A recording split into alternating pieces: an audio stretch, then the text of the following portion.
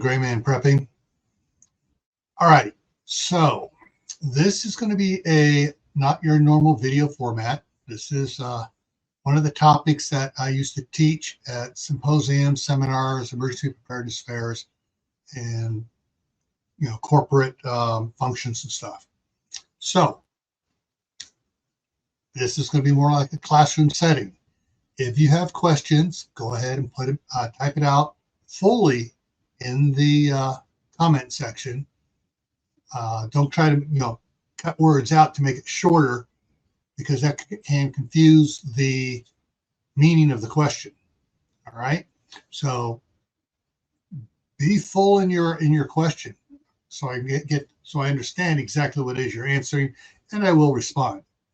However, any snide comments or mean comments like that towards other people's questions and stuff will be deleted. We're not going to put up any of this bullying around here. All right, so let's get at this. All right, let me bring over the PowerPoint slide here. And okay, water is number one. Actually, I'm going to make this a little bit bigger, and I'm going to shrink myself down, because you really don't need to look at my mug. This is not going to be death by PowerPoint. I'm going to be talking beyond what's on the slides. The slides are just key point notes to help you understand what's going on. So, okay, water is number one. Water is the number one failure point for most homesteaders and preppers when planning for emergencies. Now, some of you are going to say, well, why are you talking about homesteaders? Well, homesteaders are the original preppers. And a lot of homesteaders have wells and other sources of water, but they don't have it fully protected, managed. Some other words you might want to throw in there too. Basically, if power goes out and their well doesn't work, a lot of them don't have backup power. They don't have long-term backup power. If they do have a generator to run it for a little bit. So water is a failure point for a lot of people. Now, if you're a prepper in an apartment, it's a really difficult situation. And I'll try to remember to address that at the end. So one of the things you're going to need is a pencil and a note paper to write on. So you can take notes and stuff and actually write down questions. And then you can insert questions where you need to insert them at, because they don't need to be as I'm talking about. You can write questions down and type them in later afterwards, and I'll be reading questions later after the video comes back to me. All right, so why are you going to need a supply of water? Well, there are several, actually there are a whole bunch of reasons why, but we're just going to go through and look at some of them right now, just some major ones here. All right, so the most common reason you're going to need some water is a temporary, semi-short-term reason. Some construction guy, backhoe operators are out there doing stuff, and they don't have a spotter. Their spotter's not paying attention, not doing his job right, or they don't even have a spotter at all, and they dig into a water line. And so they wind up having to shut down, depending on how many valves they have on the city's water system. They're going to have to shut down, a block or two, or maybe several blocks. And in some cases, depending if it's a main line that gets hit, they may have to shut down a neighborhood for a while. And this could be, usually they can get this done in a day or two. But sometimes I've seen where they actually took like 5 days, because the water dug out so much soil around and caused such a problem. They had to really excavate big, go in, cut the water line at one end, cut it at the other end of the ditch, dig everything out, recompact all the sub layers, and bring in extra rock and then a layer of sand, and fill up, lay the new pipe, and pack everything up around it. And it took a while to fill everything back in. And generally, they won't turn the water back on until they have that ditch completely compacted back up to the surface. And then they will turn it on and test to make sure they don't have any leaks. Of course, then sometimes they'll turn it off farther down and open all the fire hydrants to flush out the new section of the line and everything beyond the crack towards those to try to get as much dirt out as possible that washed into the line. So that's one reason why you might need some supply of water. Another reason is, something happens to the electrical grid. A substation or a major substation, something happens, whether it gets hit by lightning or a transformer blows, something happens and catches fire, and they lose several transformers, and basically it's going to be a while for them to fix that up. And so there's no power going to the city's treatment plant, and their generator system isn't going to be able to handle running more than a couple hours, because usually they go, blackouts for us are only a couple hours. That's all the amount of fuel we need to have on hand. And so that suddenly takes out the whole city for the water treatment plant being down. Now, something else that can happens, and it happens more often than people know or realize, is that when there's a major earthquake, when I'm major earthquake, I'm talking 5.0 or greater, you can have water lines that are crossing a fault line. So the fault line shifts, and the water line is broken. And what happens here, as you can see to my side here, it breaks underneath there, and it just causes problems, washes everything out. And that one there is going to be probably a week worth of work to get all that mud out of there. And they're going to have to do, like I was talking about with the other one, compaction, to get it back in right. And thing is, you can get, the streets can look okay, but the ground actually shifted a little bit, and the street just kind of sat above the shift, and the water pipe broke. And so you can see on it here, the line, if you can see my cursor moving there, where the crack is going this way, and it continues across over here and goes across the street. So yeah, that's an earthquake one. And then what the other reason is that a lot of not too bright preppers are, great, we're going to have a world without the rule of law, an SHTF situation, and it's going to be Milwaukee, and and it's not going to be any government. Well, they don't realize no government means no water, because the water is not a private company. Generally, it's generally run by governmental agencies, and no government, no one's around to run it, and no one's around to repair it. So the water system will be down in a world without the rule of law, SHTF or Milwaukee situation. Right. So a lot of people are saying, well, where do I start? How do I go about getting a supply of water? Well, that's the main reason why we're here, but we need to talk about something. It's called the rule of three. It has to do with air, water, and food. So 3 minutes without air, the average person dies. 3 days without water, the average person dies. And 3 weeks without food, the average person dies.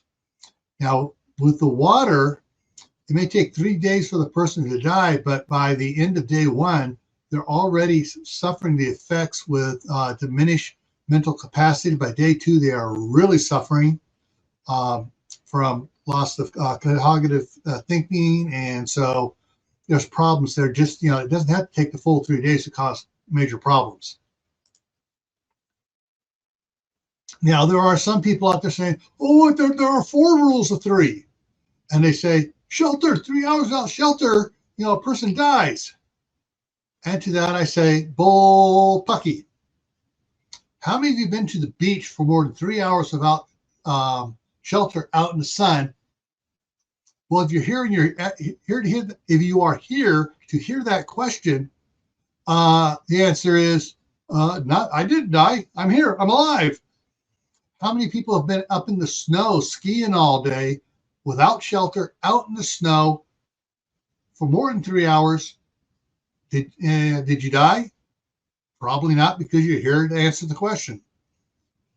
I used to do some search and rescue, and I'd go out on horseback, and I'd be riding for 2.5 days without shelter, out in the snow. I'm still here. So this thing people thought, oh, 3 days without, 3 hours without shelter, you're going to die, is pure horse hockey. Sorry, I channeled Colonel Potter from MASH there. So we're just going to take that, wad that up, and just throw that away. And we're going to stick with the original, true 3 rules of 3. All right, let's move on here. Okay, we're going to talk about your basic supply needs and usage for 1 year. Why 1 year? Well, if you have 1 year supply, you can survive easily problems from Mother Nature. Some of the people down after Katrina and Rita were without water for 6 weeks, month and a half. They had a year supply of water there, they would have been fine. If, as some people are hoping, we're going to have, the Great Reset, it's going to be SHTF or Twaki time, and government's going to fail. Well, that means no water. And if it's an SHTF, a true SHTF event, it's going to take 5 years for government to begin to do a recovery. Basically, it's going to be reforming and starting over. So 1 year is what you need to have. It gives you 1 year to come up with a water source that you can't do or have during normal times. Some areas, they don't allow you to put in a well. Well, if you have 1 year to dig a well to get water, that 1 year supply you have will last you for that. And sometimes you may need to divert water from a creek or something to your property where you get water. Something you normally can't do in normal times. If there's any questions about this, be sure to put it in the comment section. I think I explained that enough. It's basically, it's your insurance policy. Water for survival. 1 gallon per day per person. So that's 365 gallons of drinking water. Repeat that, drinking water per person. That's not water for bathing. That's not water for cooking. That's not water for washing hands. It's 1 gallon per day per person. And of course, some people are going to, in the comment section, say, wait, I don't need a gallon of water. You see this jug right here? This is a half gallon. I keep one in here by my desk. I keep one in the kitchen. I keep one in my bedroom. I go through a gallon of water easily every day. And if it's summertime and I'm outside working and digging in the garden and working hard and sweating, I'll go through 2 gallons of water. Now, if it's in a SHTF situation or Twaki situation where you're no longer going to a office job or a factory job and you need to do all this extra work to provide your family with food, you're going to be sweating and using a lot more water than you expected. So count on minimum 1 gallon of water per day per person. Speaking of water, I'm going to take a drink.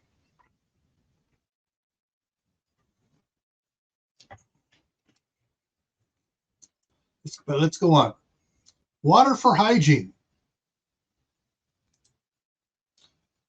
Figure on 730 gallons or 2 gallons a day for washing hands, brushing teeth. And some people are going to say, it doesn't take that much water to wash your hands. If you wash your hands once or twice a day and you dribble of water, soap it up, dribble of water, yeah, you can get by with less. But if you're only washing your hands, 2 or 3 times a day, you're inviting problems into your life. If you're out working in the garden all the time and then working in the dirt, you're going to be washing your hands. You come in for breakfast, you wash your hands. You come in for lunch, you wash your hands. You come in for dinner, you wash your hands. You go use the bathroom, you wash your hands. You will wash your hands quite a bit. Even now, you probably don't realize how often you wash your hands. And brushing your teeth. You should be brushing your teeth after every meal. not just once a day. And then you also should be brushing your teeth before you go to bed. Of course, my wife now has us brushing our teeth when we get up in the morning. Get rid of that morning breath. So figure on 730 gallons, 2 gallons a day per person for washing hands and brushing teeth. 600 gallons for bathing once every 3 days. And some of you going, why once every 3 days? Well, we've gone camping out. We used to camp a lot. And we figured we could stand each other for about 3 days before we had to take a bath or a shower out camping. And so for taking a shower every 3 days, you use 5 gallons of water when you shower. Let me show you how. One of these camp showers. 5 gallons. If you're very judicious on it, you can get by with 4. But you take it, put water on your hair, you get your hair all wet, you start with the shampoo, and you work your way down, wash your body, then you take the thing, open it back up again, and you start rinsing off from the top down. And you should be able to get by with 5 gallons or less of water. Water for cooking. And I have question marks there because there is no set menu for everybody to determine how much water they're going to use per day cooking. If someone likes doing noodles a lot or cooking rice a lot, they're going to use more water. If you have a whole bunch of dehydrated food and you need to rehydrate it, you're going to need more water for cooking that and rehydrating it. This is something you got to figure out on your own. Start working on a meal plan and figuring out, all right, this is what we're going to be eating. This is how much water we need to make spaghetti, to boil the spaghetti noodles. This is how much water we're going to need to make the rice dishes, et cetera, et cetera, et cetera. Right? And then you plan accordingly, dividing it by people of how many gallons per day per person to cook meals. Water for sanitation. This includes washing the cookware. This is not the water you use for washing your hands. This is water for washing the dishes, the pots and pans, etc. Also, water for doing laundry, because your clothes are going to get pretty nasty by the end of the week. And if this is a short-term situation where you're still trying to use the toilet, you're going to need water for flushing the toilet. Some of the water here you've been using, you can recycle and reuse. So water for washing your hands. If you save that water, put it in a bigger bucket, you can use that to flush the toilet. Some of the water for cooking, you've been boiling noodles and stuff, you can save that water. You can use it for sanitation. Also, a lot of these waters, you can also turn around and you could use them out in the garden. The hygiene water and the cooking water can be reused for sanitation purposes, for toilet. The water used for bathing, you can turn around and use that for washing the clothes, but then you can need some cleaner water to rinse the clothes. So think outside the box, figure out, what can I use this gray water for? What can I use? And what do I absolutely need clean water for, or semi-clean water for? And you go at it from there. Water for your pets and livestock. You have cats and dogs and birds and fish. You're going to have to provide them with water as well so they can survive. And if you have livestock like chickens or ducks or geese or goats, sheep, whatever, they're going to need water as well. And you need to figure out how much water different animals are using, because a horse or a cow is going to use a lot more water than a goat or a sheep or a pig, which is going to use more water than a duck or a chicken. You need to figure out exactly how much water you're going to need for your animals. Yes, that's a lot of water. Because right now, what are we looking at? We're looking at 365 gallons per person plus another 730 gallons. So we're looking at almost 1,000 gallons right there. another 600 gallons for bathing just once every 3 days. If you're getting really dirty and nasty, you may be having to bathe more often. You figure for cooking, figure a gallon per day per person at least. You're looking at a couple thousand gallons of water, and then you're going to talk sanitation, laundry, cooking, pets and stuff. Once again, that is a lot of water. All right, let's move on here. Storing the water. There are a whole bunch of totes, barrels, tanks, cubes, and everything else out there that you can get for storing water. Besides the small ones here, you got some bigger ones in the back here on the left-hand side here, but they have tanks that you can buy upwards of, 6,000, 7,000 gallon water tanks. Some of them can be partially buried as well. So there are options out there. And this is where having a budget comes in. Go back and if you haven't seen the budget video, go back and look at the budget video as well to help you plan out saving money to buy whatever you need. Now, you don't always have to buy brand new ones of these. You can find ones that were used for dish soap in them for restaurants. You can find the IBC totes. That's this white one here in the middle.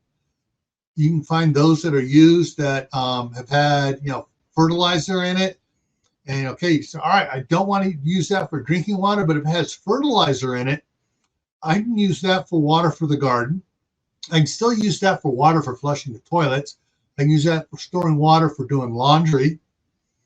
And so there are other ways other tanks you can get that are, like I get them that have from the local distillery up here.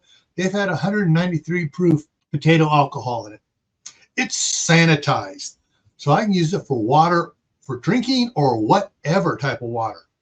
So you can look around, you can find some used ones and they're a fairly decent price, and pick them up and use them for your water storage.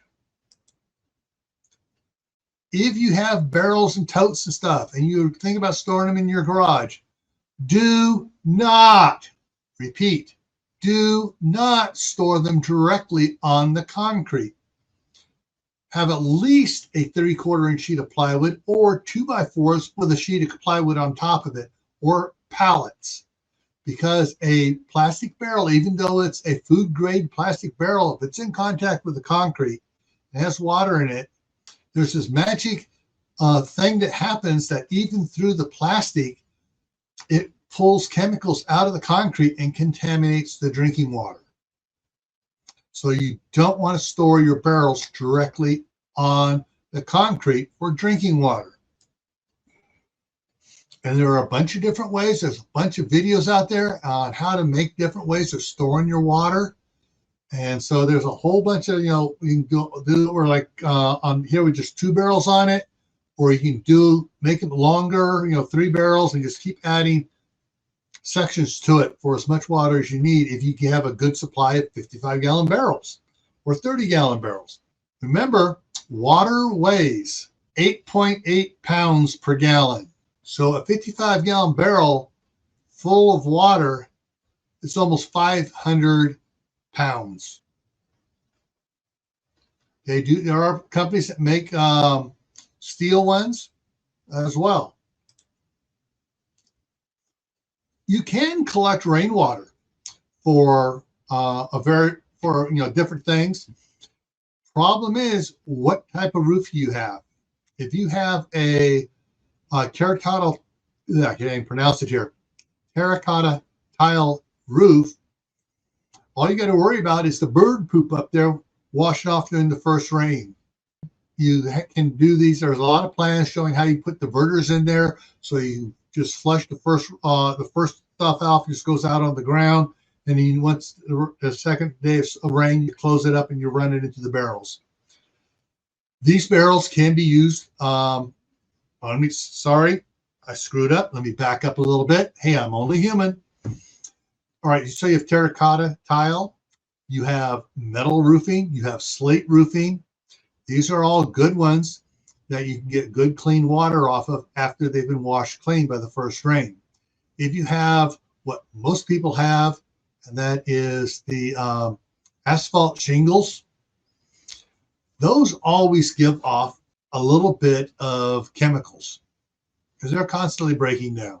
That's why they only have like a 20 or a 30-year life on them. That if you have one of those waters on your roof, one of those roofing shingles on your roof, you don't want to be collecting the water for drinking. You can use that water for flushing toilets. You can use it, especially if you have several days of rain and don't do anything with the first day of rain. The second, third, fourth day of rain, constant rain, you can fill your tanks up and use that water for laundry as well as flushing the toilet. You might even get away if it's really clean and you can't smell or detect any oil film on the water. You might even use that for bathing as well. The water here from this is used mainly for gardening and sanitation uses. All right, let's go over here. All right, so what sort of help options do I provide? Well, the channel here has memberships. The first level is 99 cents a month, and you just get access to member videos, posts, and stuff like that. The number 2, which is the gray man level for $1.99 a month, you get everything that the prepper level, the first level, gets. Plus, you get some other things. There's also bi-monthly classrooms, live streams. There are also, each person gets 2 hours per year of private live stream or video chatting. So we can talk one-on-one. The Survivalist level, which is $9.99 a month, you get everything from the gray man. Plus, we have the wheel of names for giveaways and stuff. You get 12 hours per year of private live streaming. All right, so it gives you more time. If you have a lot of questions, whether it's water, food, medicines, building structures, whatever, we can talk about that. And you also get 4 special prepping gifts a year. All right, so I hope I provided enough information for you. Like I said, if you have questions, use the comment section down below, ask the questions, and I will get back to you on it as fast as I can. Remember, stay happy no matter what life throws at you. Stay safe, don't go out and do anything foolish. Keep adding to your preps: water, food, medicine, clothing. Learn a new skill and try to plant a garden.